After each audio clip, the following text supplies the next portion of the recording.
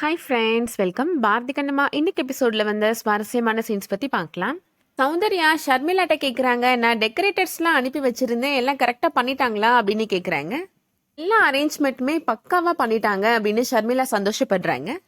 எல்லா அரேஞ்ச்மெண்ட்டையும் நீங்கள் பார்த்து பார்த்து பண்ணுறீங்க, எனக்கு ரொம்ப சந்தோஷமாக இருக்குது அப்படின்னு ஷர்மிளா சொல்கிறாங்க.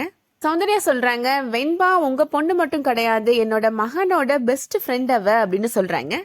பாரதி வெண்பா ரெண்டு பேருமே எனக்கு ஒண்ணுதான், அவளுக்கு கல்யாணம் நடக்கிறதுல எனக்கு ரொம்ப சந்தோஷம் அப்படின்னு சௌந்தர்யா சொல்றாங்க.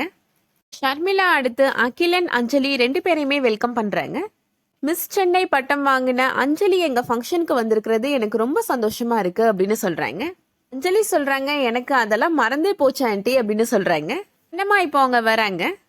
ஷர்மிளா கண்ணம்மாட்ட சொல்றாங்க, நீ ரோகித்தை ரொம்ப பாசமா தம்பின்னு கூப்பிடுறது உண்மைனா ஒரு நாத்தனாருக்குள்ள எல்லா சடங்கையும் நீதான் முன்னாடி நின்று பண்ணணும் கண்ணம்மா அப்படின்னு சொல்றாங்க. கண்டிப்பா பண்ணுவேன் ஆண்டி அப்படின்னு கண்ணம்மா சொல்லிடுறாங்க. இதுதான் ஷர்மிளா வெண்பாவை கூட்டிட்டு வர்றதுக்காக அவங்களோட ரூமுக்கு போறாங்க. பொண்ணை பார்த்தா என் கண்ணே பற்றும் போல இருக்கு, அவ்வளோ அழகா இருக்கிற வெண்பா அப்படின்னு சொல்றாங்க. இந்த கல்யாணம் எப்பவோ நடந்திருக்க வேண்டியது, பரவாயில்ல உனக்கு கல்யாண யோகம் இப்பவாவது கூடி வந்துச்சே அப்படின்னு சொல்லி சந்தோஷப்படுறாங்க.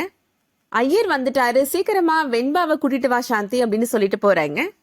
வெண்பாவும் இப்போ ஸ்டேஜ்ல வந்து ரோஹித் பக்கத்துல உட்காடுறாங்க.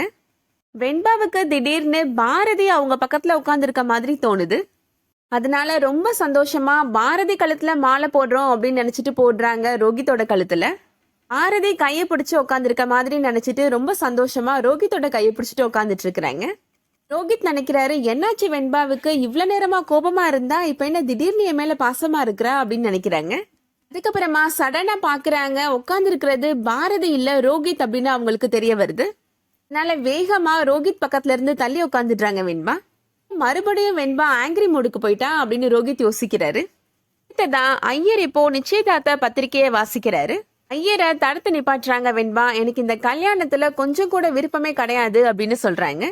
என்னோட அம்மா என்னோட விருப்பம் இல்லாம தான் இவ்வளோ அரேஞ்ச்மெண்ட்மே பண்ணினாங்க அப்படின்னு வெண்பா சொல்றாங்க. ஷர்மிளா இப்படி பண்ணினீங்க அப்படின்னு அவங்க சொந்தக்காரங்க எல்லாருமே கேட்குறாங்க ஷர்மிளாட்ட.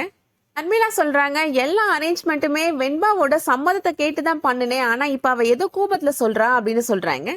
எதுக்காக ரோஹித்தை கல்யாணம் பண்ணிக்க மாட்டேன்னு சொல்ற அப்படின்னு கேட்குறாங்க ஷர்மிளா.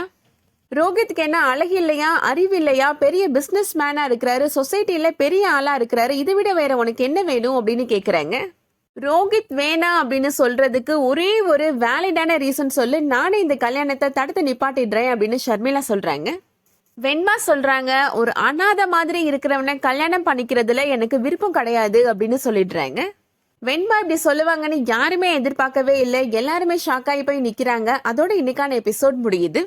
இன்னைக்கு எபிசோட் உங்களுக்கு பிடிச்சிருந்துச்சுன்னா லைக் பண்ணிக்கோங்க. சீரியல் அப்டேட்ஸ்க்கு நம்ம சேனலை சப்ஸ்கிரைப் பண்ணிக்கோங்க. தேங்க்ஸ் ஃபார் வாட்சிங்.